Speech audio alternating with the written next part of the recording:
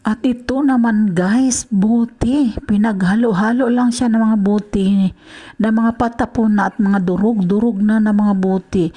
Gawin nila ulit ng bagong buti. So panoorin natin ito guys. Ayan, nahinugasan talaga nila ng maigi ang mga buti. Ayan oh. Ayan, may mga makinarias din talaga sila ah. Ayan, linagay na sa may ano. Apoy.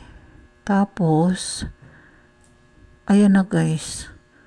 May hulmahan sila oh. 'Di ba? Maliliit siya na buti ulit.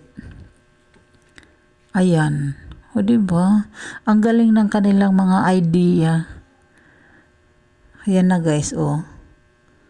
Oh, 'di ba? Wow. Okay na. Ang galing talaga. Bilib na bilib ako nitong mga tao na ito kapag gumawa.